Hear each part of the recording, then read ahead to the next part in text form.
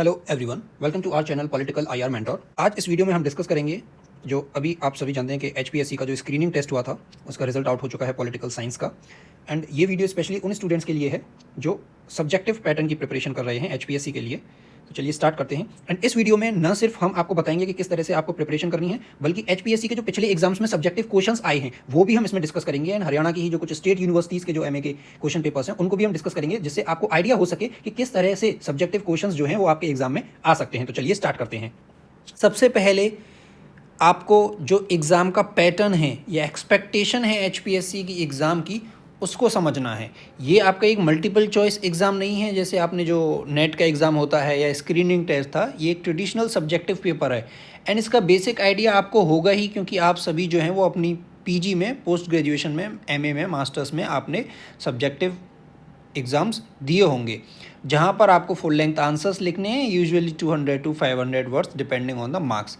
अब आपको क्या समझना है कि एग्ज़ामिनर क्या चाहता है। एग्ज़ामिनर इसमें चेक करता है आपकी जो बेसिक अंडरस्टैंडिंग है कॉन्सेप्ट्स की, एंड किस तरह से आप उसको प्रेजेंट कर रहे हैं। आपके आंसर का स्ट्रक्चर कैसा है, उसमें क्लैरिटी है या नहीं। आपने हमने आंसर्स में रेलेवेंट स्कॉलर्स और पॉलिटिकल थिंकर्स को मेंशन किया है या नहीं। ठीक है, क्रिटिकल एनालिसिस आप किस तरह से कर रहे हैं, रियल वर्ल्ड एग्जांपल्स को किस तरह से आप अपने आंसर्स में फिट कर रहे हैं। तो ये सब कुछ जो है वो आपके सब्जेक्टिव आंसर्स से चेक किया जाता है। So it's not just about memory, it is about presentation and argumentation. किस तरह से आप अपने आंसर को, अपनी नॉलेज को प्रेजेंट कर रहे हैं, वो भी इस सब्जेक्टिव पैटर्न में क्या है, मैटर करता है। अब देखिए, इसमें टोटल जो हैं वो आपके 150 मार्क्स के 15 क्वेश्चन आएंगे। एंड जो अभी पॉलिटिकल साइंस से पहले कुछ एग्ज़ाम्स के अभी सब्जेक्ट नॉलेज टेस्ट हुए हैं, तो उसमें देखा गया है कि 15 क्वेश्चंस आ रहे हैं। इसमें कोई चॉइस नहीं है। जैसे पहले पीजीटी के एग्ज़ाम हुए थे तो उसमें क्या था, 18 क्वेश्चंस थे, उसमें से कोई भी 15 करने थे, लेकिन इस बार सिर्फ 15 हैं, कोई भी चॉइस जो है वो नहीं है। ठीक है, और जो आपको शीट्स मिल रही हैं उसमें 3 तरफ इस तरह से मार्जिन है, एंड यहाँ पर आपको जो है वो अपना आंसर लिखना है। एंड ब्लैंक जो A4 साइज़ का शीट होता है, इस तरीके की शीट्स हैं, उसमें लाइनिंग नहीं है। ठीक है, अब आपको क्या करना है कि पैटर्न को समझना है। इसके लिए आप अपनी जो प्रिपरेशन है उसको किस तरह से करेंगे, जो आपको सबसे पहले लेना है इसका जो सिलेबस है, उस सिलेबस में जो भी टॉपिक्स हैं, जैसे टॉपिक वाइज सिलेबस है, पॉलिटिकल थ्योरी है, पॉलिटिकल थ्योरी के अंदर सब टॉपिक्स गिवन होंगे, आईआर के अंदर सब टॉपिक्स गिवन होंगे। तो टॉपिक वाइज आपको प्रिपरेशन करके चलनी है। हर टॉपिक की बेसिक अंडरस्टैंडिंग आपको होनी चाहिए। ठीक है, हम तो इसमें अभी कुछ क्वेश्चंस को डिस्कस करेंगे ही, बाकी आप अपनी तरफ से भी अगर आपको कहीं ऑनलाइन हरियाणा की स्टेट यूनिवर्सिटीज़ के एमए के क्वेश्चंस मिलते हैं, तो अगर आपके पास टाइम है तो आप प्रैक्टिस के लिए उन्हें यूज़ कर सकते हैं। एंड ये जो है वो आपका 3 घंटे का एग्ज़ाम होगा एंड 15 क्वेश्चन करने हैं, तो 1 क्वेश्चन के लिए आपको अप्रॉक्स 12 मिनट मिल रहे हैं। अब आपके पास क्वेश्चन पेपर आया, आपने क्वेश्चन पढ़ा, तो एकदम नहीं कि जस्ट आपने आंसर लिखना स्टार्ट कर दिया। पहले आपको क्वेश्चन को पढ़ना है, उसको प्रॉपर समझना है, एंड माइंड में उसका एक बेसिक स्ट्रक्चर, रोड मैप जो है वो आपको प्रिपेयर करके चलना है। एकदम जस्ट आप लिखने लग जाएंगे तो हो सकता है कुछ लाइन्स आप लिख दें, then you will be blank. तो इस चीज़ का भी जो है वो आपको ध्यान रख के चलना है। एचपीएससी के सिलेबस को टॉपिक वाइज कवर करिए। मेजर कॉन्सेप्ट, थिंकर्स, डेफिनेशन, इन सब पर भी आपको फोकस करके चलना है। जैसे लिबरलिज्म अगर आप पढ़ रहे हैं तो उसमें जॉन लॉक, J.S. मिल, या मॉडर्न डिबेट्स जो हैं, नियो लिबरलिज्म, तो वो सब भी आपको पढ़ के चलना है। देन हम डिस्कस करते हैं कि आपको कंटेंट किस तरह से प्रिपेयर करें। अगेन इसके लिए हमने जो आपको बताया कि जो आपका सिलेबस है उसको आपको टॉपिक वाइज प्रिपेयर करना है। ओके, देन आंसर राइटिंग के लिए कि किस तरह से आप अच्छा आंसर राइटिंग लिख सकते हैं, तो इसके लिए आपको 3 पार्ट फॉर्मेट जो है, 3 पार्ट फॉर्मेट को, बहुत ही बेसिक फॉर्मेट है, इसको फॉलो करके चलना है। इसमें क्या होता है, इसमें होता है आपका IBC। First part is introduction, second is your body, and third is conclusion. तो इन 3 पार्ट्स में अपने आंसर्स को आपको फ्रेम करना है। इंट्रोडक्शन में हम जो बेसिक डेफिनेशन है, कॉन्सेप्ट को डिफाइन करेंगे, डिबेट अगर है तो उसको इंट्रोड्यूस करेंगे। बॉडी के अंदर हम टॉपिक को एनालाइज करेंगे using scholars, theories and examples. And then conclusion में हम समराइज़ कर देंगे विद योर व्यू, आपको जो अपना व्यू है उसके साथ उसको समराइज़ करना है और क्रिटिकल इंसाइट आप दे सकते हैं। एंड अगर हो सके तो उसको एक पॉजिटिव नोट पर या न्यूट्रल नोट पर आप उसको एंड करने की कोशिश कीजिए। एंड आप इसमें हेडिंग्स या पैराग्राफ ब्रेक्स भी यूज़ कर सकते हैं, बुलेट्स में आप आंसर लिखें। आप यही मान के चलिए कि आप जो है वो एक एग्ज़ाम की कॉपी चेक कर रहे हैं, तो आप क्या चाहेंगे जब आपके सामने एक आंसर शीट आएगी कि उसकी राइटिंग जो है वो एटलीस्ट इतनी हो कि कोई और उसको पढ़ के समझ सके। तो राइटिंग का बस आपको इतना ध्यान रख के चलना है जो आप प्रैक्टिस के साथ कर ले जाएंगे। कंटेम्प्रेरी एग्जांपल्स हैं वो आपको यूज़ करने हैं। अगर कोई वॉर रिलेटेड अगर कोई क्वेश्चन आ जाता है तो इसराइल गाज़ा वॉर हो गया, यूक्रेन रशिया वॉर हो गया, इस तरह से जो practical example real life contemporary examples हैं वो आपको यूज़ करके चलना है। किसी थिंकर्स का कोई व्यू आप लिख रहे हैं तो उसको प्रॉपरली लिखिए कि according to Antonio Gramsci this and this, according to John Locke so and so, इस तरह से जो भी आपका आंसर हो। देन जो की टर्म्स हैं आपके सब्जेक्ट के, आपको उनको भी यूज़ करना है, जैसे सॉफ्ट पावर हो गया, collective defence, credible, minimum deterrence. तो इस तरीके के जो आपको अपनी भाषा में आंसर लिखना है अपनी लैंग्वेज में, बट जो की टर्म्स हैं उनको यूज़ करना है। आप जो की टर्म्स हैं उनको हाईलाइट भी कर सकते हैं, जहाँ रिक्वायर्ड हो वहाँ आप डायग्राम एंड फ्लो चार्ट भी यूज़ कर सकते हैं। Government report, thinkers, court, judgement, इनको भी आप अपने आंसर्स में मेंशन कर सकते हैं। एंड कोशिश कीजिए बुलेट पॉइंट्स या सब हेडिंग्स के थ्रू आप अपना आंसर लिखें। अब आपको क्या है, टाइम मैनेजमेंट की भी प्रैक्टिस करनी है। वो कैसे करेंगे हम? तो हमें क्या करना है, सपोज़ एक क्वेश्चन अगर आ जाए, discuss the relevance of Marxism in the contemporary world, तो आपको इंट्रोडक्शन लिखना है कि Marxism is founded by this, it is a socio economic theory, critics the capitalism, promotes cashless society, कब ये ओरिजिन हुआ, आज ये किस फॉर्म में इसका रेलेवेंस कंटिन्यू कर रहा है, सो एंड सो। बॉडी में आपको कि ये class struggle, means of production, alienation, इस सब पर फोकस करता है। इसने कौन कौन से कंट्रीज़ में रिवॉल्यूशंस को इन्फ्लुएंस किया है, रशिया, चाइना, क्यूबा।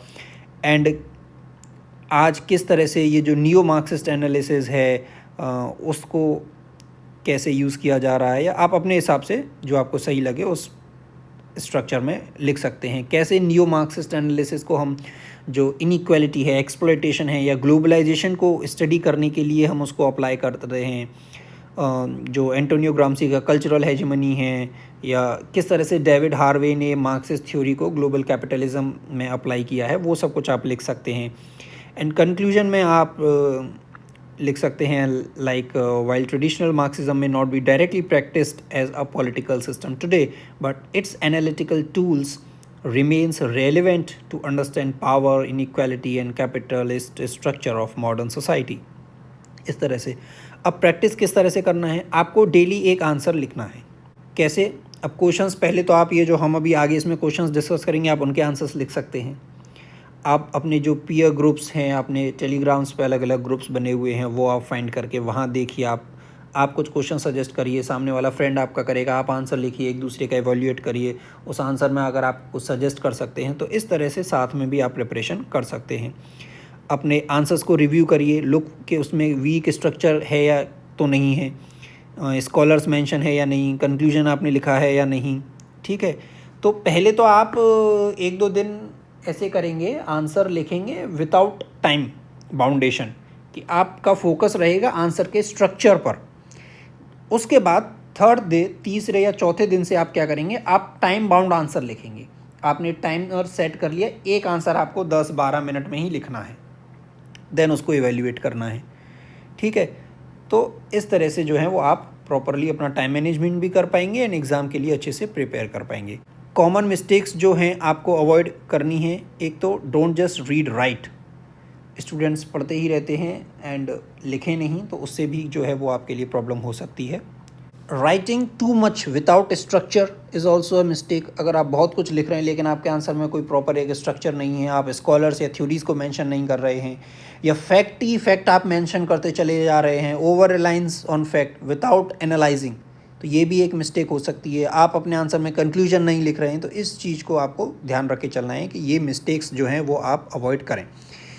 अब आपको एक तो अपने नोट्स को प्रॉपरली रिवाइज़ करते हुए चलना है, बेसिक अंडरस्टैंडिंग, और कॉन्फिडेंस जो है वो राइटिंग के साथ आएगा, सिर्फ पढ़ने से नहीं आएगा। तो पढ़िए भी, रीडिंग भी करिए, साथ में राइटिंग भी आपको करके चलना पड़ेगा। And you also need to stay updated with the current political developments, ठीक है।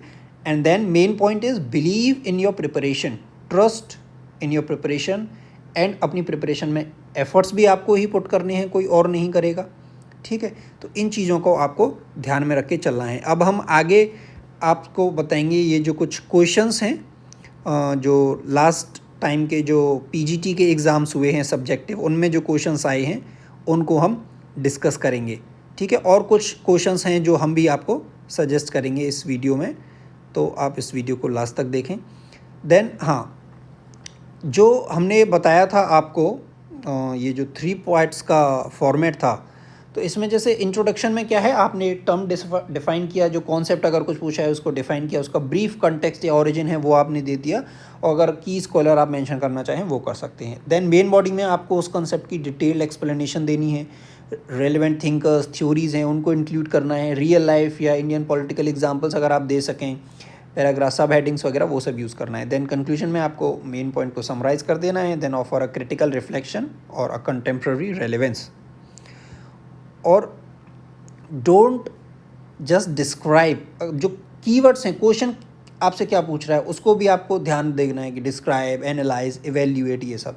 एंड कोशिश करिए एक आंसर में एटलीस्ट एक स्कॉलर आप मेंशन करें तो अच्छा है, एक रियल लाइफ एग्जांपल अगर वहाँ सुटेबल है, रिक्वायर्ड है तो आप मेंशन करें, okay.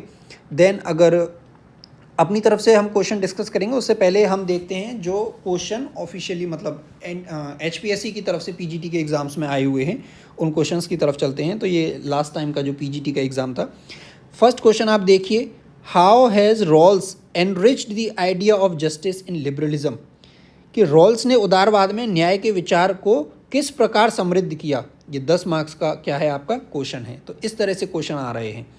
Comment on the relevance of directive principle. अब डीपीएसपी आप सभी जानते हैं कि इंपॉर्टेंट है। क्वेश्चन क्या है, डीपीएसपी की रेलेवेंस बतानी है आपको in the era of liberalisation and globalisation.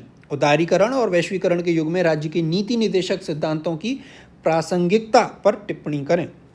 Next आपका क्वेश्चन है, basic structure doctrine is implicit in the Indian constitution, the supreme court has only given it an explicit form. इस statement पर आपको comment करना है कि जो बुनियादी संरचना सिद्धांत है भारतीय संविधान में निहित है, सर्वोच्च न्यायालय ने इसे केवल स्पष्ट रूप दिया है। तो इसमें जो फेमस इसके जजमेंट हैं, जो क्रोनोलॉजी है, मतलब जो जजमेंट हैं, किस जजमेंट में कैसे कैसे ये इवॉल्व हुआ, बेसिक स्ट्रक्चर डॉक्ट्रिन, इसके क्या फीचर्स हैं, वो सब आपको इसमें लिखना है। नेक्स्ट क्वेश्चन आप देखिए, the Indian constitution avoids the tight mould of federalism and could be both unitary as well as federal according to the requirements of time and circumstances. जो भारतीय संविधान संघवाद के तंग ढांचे से बचता है और समय और परिस्थितियों की आवश्यकताओं के अनुसार एकात्मक और साथ ही संघीय दोनों हो सकता है, कथन को विस्तृत करें, एलेबोरेट द स्टेटमेंट। आप देखेंगे इसी तरीके का थोड़ा सा सिमिलर क्वेश्चन फेडरलिज्म के ऊपर, ये यूनिट्रियन इस सबसे रिलेटेड, इससे पहला वाला जो पीजीटी का एग्जाम था सब्जेक्टिव उसमें भी आया है, वो अभी आप आगे देखेंगे।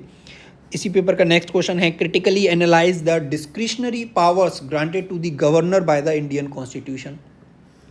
नेक्स्ट है, examine the role of panchayati raj institutions and urban local bodies in the deepening of democracy in India. तो इस आंसर्स में जो इससे रिलेटेड जो आर्टिकल्स थे, जो अमेंडमेंट्स थे, वो आपको मेंशन करने चाहिए। Then critically examine the recent developments in Indian politics and their implication for Indian democracy. भारतीय राजनीति में हाल के घटनाक्रम और भारतीय लोकतंत्र के लिए उनके निहितार्थों का आलोचनात्मक परीक्षण करें। जो रीसेंट डेवलपमेंट्स हैं इंडियन पॉलिटिक्स में, तो पहले तो आपको रीसेंट डेवलपमेंट जो है इंडियन पॉलिटिक्स के पता होने चाहिए, ठीक है, तभी तो आप उसको क्रिटिकली एग्जामिन करेंगे, एंड उसका इम्प्लीकेशन क्या है इंडियन डेमोक्रेसी पर। नेक्स्ट क्वेश्चन है, अब आईआर से आपका क्वेश्चन आ गया, post cold war order is characterized by competing centers of economic and political power which has challenged US hegemony. Analyze this statement with reference to the emergence of European Union and Association of Southeast Asian Nations ASEAN as regional order. ठीक है, शीत युद्ध के बाद की व्यवस्था की विशेषता आर्थिक और राजनीतिक शक्ति के प्रतिस्पर्धी केंद्र हैं जिन्होंने अमेरिकी आधिपत्य को चुनौती दी है। क्षेत्रीय व्यवस्था के रूप में यूरोपीय संघ और आसियान के उद्भव के संदर्भ में इस कथन का विश्लेषण करें, इनके emergence. And do you think that non aligned movement has lost its significance in today's world? Give reason to support your answer. आपसे पूछा है कि आप इसके जो नेम है इसकी सिग्निफिकेंस ये लॉस्ट अपनी कर चुका है। हाँ भी हो सकता है आपका जवाब, ना भी हो सकता है। अगर हाँ है तो उसको सपोर्ट करते हुए रीजंस देने हैं, ना है तो उसको सपोर्ट करते हुए रीजंस देने हैं, ठीक है। Then what are the salient features of the monistic theory of sovereignty and what are the ways in which pluralist redefined sovereignty? तो दोनों ही पार्ट्स का आपको इसमें आंसर करना है। देन नेक्स्ट क्वेश्चन है आपका, Indian federation has moved from a cooperative federation to a competitive federation. Indian federation जो है भारतीय संघ एक सहकारी संघ से एक प्रतिस्पर्धी संघ में स्थानांतरित हो गया है। इसका परीक्षण करना है, एग्जामिन करना है। नेक्स्ट है आपका, political parties and pressure groups are sine qua non of democracy. राजनीतिक दल और दबाव समूह लोकतंत्र के लिए अपरिहार्य हैं। इस पर टिप्पणी करना है। Plato was an enemy of the open society, जो पॉपर का स्टेटमेंट है, इन्होंने दो और लोगों को as a enemy of open society क्या कहा था, वो अगर आप जानते हैं तो कमेंट सेक्शन में लिखिए। अब उसके ऊपर कमेंट करना है आपको। Then Rousseau begins the social contract with the claim that man is born free and everywhere he is in chains. So what are these restrictions? जैसे हर जगह वो चैन में हैं, तो क्या रिस्ट्रिक्शंस हैं मैन की लिबर्टी पे, वो आपको बतानी है। And how are they affected by the social contract, और वो जो रिस्ट्रिक्शंस हैं वो किस तरह से सोशल कॉन्ट्रैक्ट से प्रभावित हैं, वो भी आपको लिखना है। जॉन लॉक लिबरलिज्म का फादर है, इसी को आपको एक्सप्लेन करना है कि ऐसा क्यों है, ठीक है। Critically examine the implication of new social movements on Indian democracy. भारतीय लोकतंत्र पर जो नए सामाजिक आंदोलन हैं उनके निहितार्थों का आलोचनात्मक परीक्षण आपको करना है। Examine the importance of behavioural approach in political theory and what led to its decline. जो डिक्लाइन ऑफ पॉलिटिकल थ्योरी है, अब जैसे ये आपको सिलेबस में मिलेगा, जो हमने बताया ना कि हर आपको टॉपिक का एक बेसिक अंडरस्टैंडिंग होनी चाहिए, तो पॉलिटिकल थ्योरी के अंदर बिहेवियरल अप्रोच एंड किस तरह से इसका डिक्लाइन हुआ वो आपको बताना है, क्या फैक्टर्स रहे।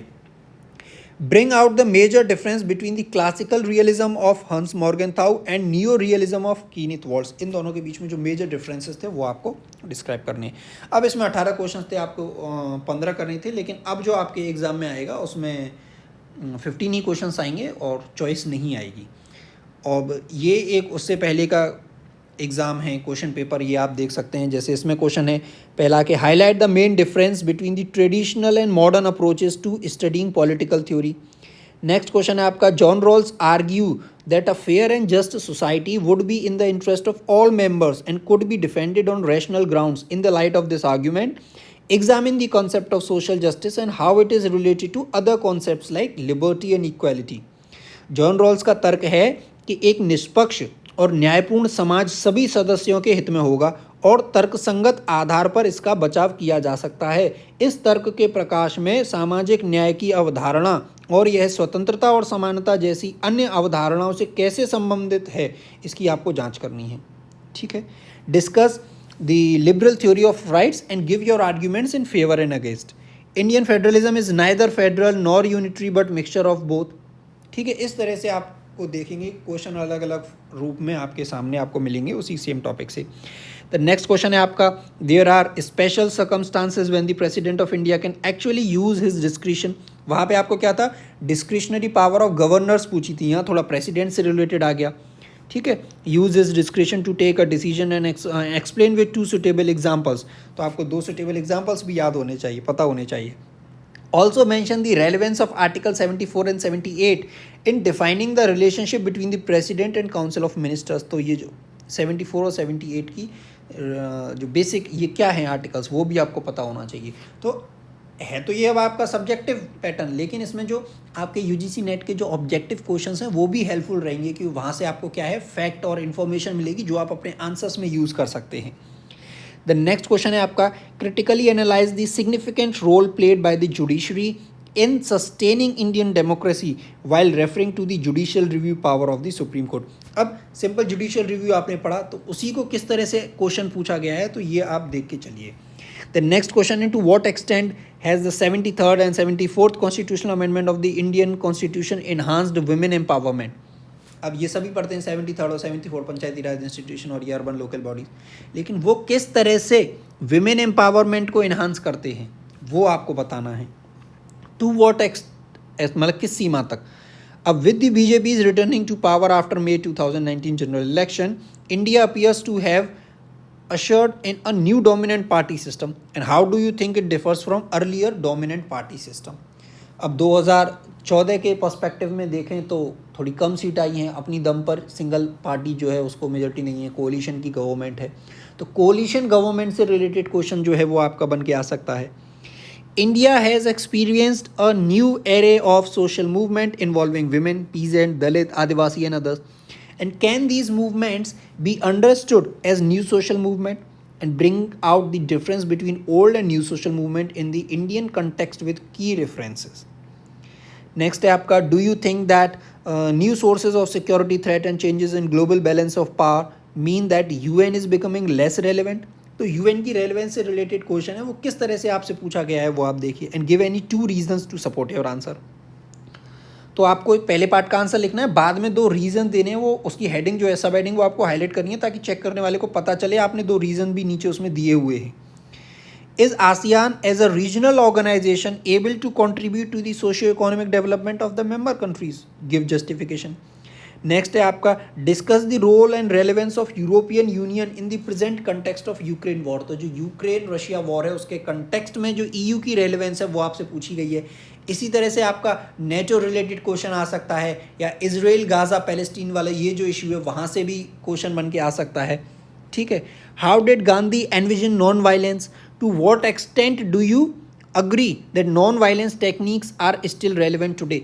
अब आप इस क्वेश्चन में देखें तो UGC नेट में इस बार में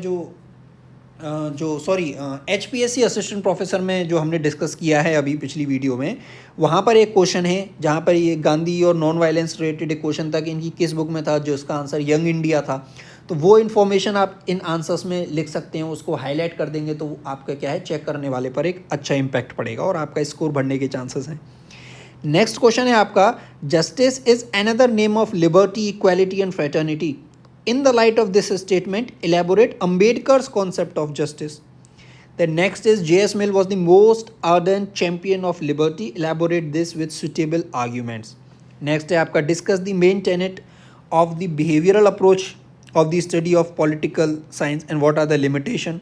तो जो राजनीतिक विज्ञान के अध्ययन का व्यवहारिक उपागम है उसके मुख्य सिद्धांतों की विवेचना कीजिए और इस दृष्टिकोण की सीमाएं क्या हैं, लिमिटेशंस क्या हैं, वो भी आपको लिखनी है। एंड इसमें बाइफर्केशन करके भी मार्क्स गिवन है, ज़रूरी नहीं है आपके में आए, हो सकता है टोटल 10 मार्क्स लिखा हो या इस तरह से भी लिखा हो सकता है। इसका मतलब है पहले पार्ट का 6 मार्क्स का है और दूसरे पार्ट का वेटेज इसका क्या है, 4 marks. Discuss the nature and role of regionalism in India. Nature and role of regionalism आपको बताना है, to what extent has it hampered national integration. The next is, political parties in India have not been able to discard casteism and communalism completely. ठीक है, उस पर comment करना है। अब देन ये कुछ स्टेट यूनिवर्सिटीज़ के आपके MA के एग्ज़ाम्स हैं, तो यहाँ से भी आप एक पैटर्न देख सकते हैं, क्वेश्चंस का फॉर्मेट देख सकते हैं।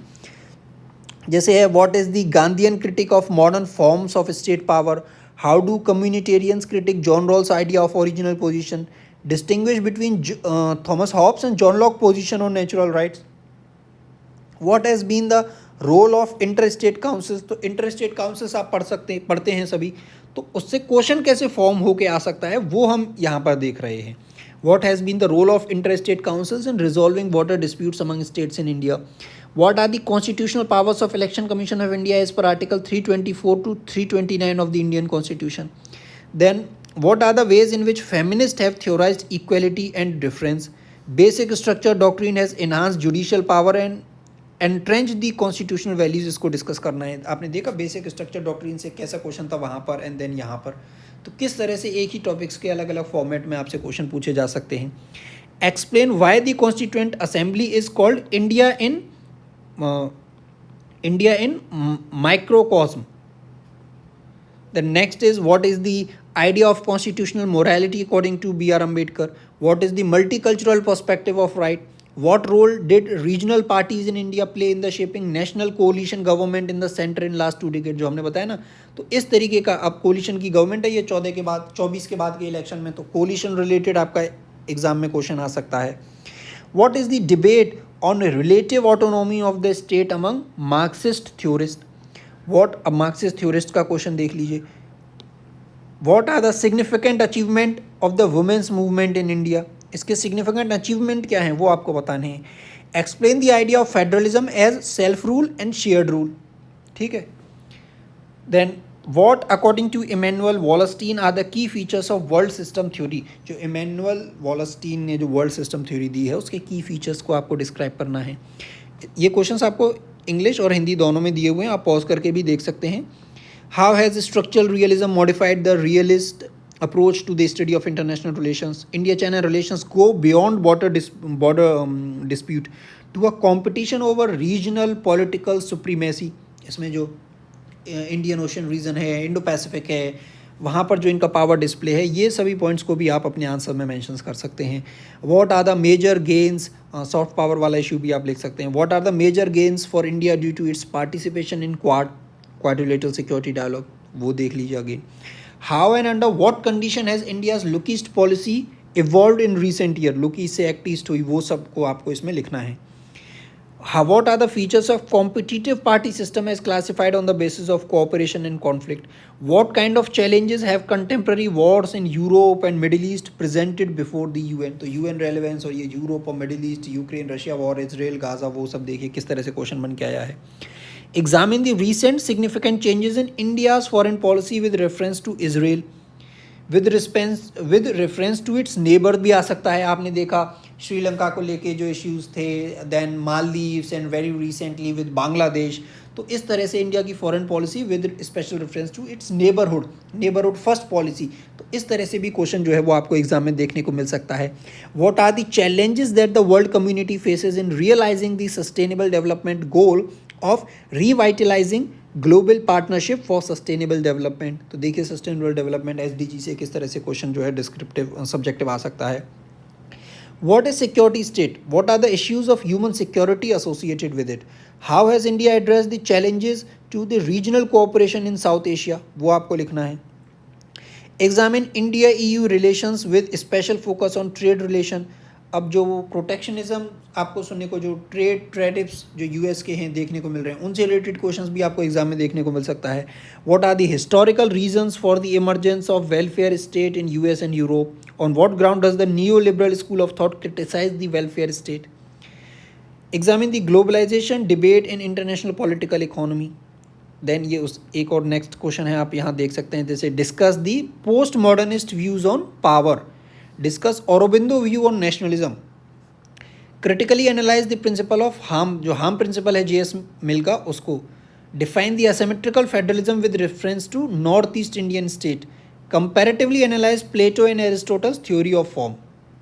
तो ये तो सब पार्ट्स में है, बट मेनली आपको बेसिक आइडिया के लिए मेन, बट जो है आपके जो PGT के 2 हमने इससे पहले डिस्कस किए हैं वो हैं, उस तरह से आपके क्वेश्चन आने के चांसेस ज़्यादा हैं. Discuss the electoral system with relevant example. Critically analyze the provisions related to executive federalism in India. Comparative analyze the concept of superstructure in Gramsci and Karl Marx philosophy. Then आपका जो पेसा है, provisions of PESA with its impact on scheduled area. Critically analyze the ground for the recreation of state in India. तो state के recreation से related देखें तो आपको, अगर इसके फैक्ट देखें तो UGC नेट के जो प्रीवियस ईयर क्वेश्चन हैं वहाँ आपको मिल सकते हैं, जिन्होंने भी एक प्रॉपर सही तरीके से प्रिपरेशन अगर की है. Define minority. Discuss the recent judicial interpretations on minority. Cultural industry, आपको ये जो कॉन्सेप्ट है इसको डिस्क्राइब करना है. Define new social movement in India with relevant example. The role of political economy approach of comparative politics. Strategic interest of India in Indo Pacific. Critically analyse the continuity and change in India's nuclear policy से related question आप देखिए. Critically analyse the core concept of green Marxism. Discuss the dispute settlement mechanism of WTO with relevant example. Describe the political modernization with its stages. And what role does India's G20 presidency play in enhancing its soft power? Critically examine. तो इस तरीके का ये एक important question है, इस तरह से क्वेश्चन आपको एग्जाम में देखने को मिल सकते हैं. क्योंकि बहुत ज़्यादा समय नहीं हुआ है G20 की समिट को इंडिया ने जब चेयर किया था। Explain the Mandal theory of Kautilya with its contemporary relevance. Then similar आपको जो SCO है या ब्रिक्स का है, ब्रिक्स का जो अभी रिसेंटली एक्सपेंशन आपने देखा, उससे रिलेटेड क्वेश्चन, उसकी रेलेवेंस क्या है इंडिया के लिए, उस तरह से क्वेश्चन आपको देखने को मिल सकते हैं। Discuss the India's bargaining strategies in climate change negotiation. Describe the contribution of dependency theory in the evolution of new international economic order, is the pattern of contemporary globalisation. Theories, ये देखिए एक अच्छा स्टेटमेंट क्वेश्चन है। Theories are always for someone and with some purpose. Critically define this statement. Discuss the gender performativity perspective of world politics. India's strategy for energy security. India's key achievement during its recent UNSC membership. And इसके साथ ही 10 sample questions जो आपके assistant professor exams की practice जिनसे आप कर सकते हैं, उनकी एक PDF हम अपने Telegram channel political IR mentor में शेयर करेंगे। अब वहाँ जाके आप उस PDF को देख सकते हैं। एंड सो टेलीग्राम चैनल पर हम जो क्विज़ है वो भी अपलोड करते हैं प्रीवियस ईयर क्वेश्चंस के बेस पर। तो न सिर्फ असिस्टेंट प्रोफेसर बल्कि जो भी students CUET PG PGT UGC net की प्रिपरेशन कर रहे हैं वो इस चैनल के साथ ज़रूर जुड़ें, स्पेशली पॉलिटिकल साइंस सब्जेक्ट्स के जो स्टूडेंट्स हैं। एंड आई होप आपको ये वीडियो पसंद आया हो। एंड अगर ये वीडियो आपको थोड़ा भी हेल्पफुल लगा हो तो इस वीडियो को लाइक ज़रूर करें एंड अपने उन फ्रेंड्स के साथ शेयर भी करें जो आप ही के साथ HPSC के सब्जेक्टिव एग्ज़ाम में अपीयर होने वाले हैं। So thank you and all the best, good luck.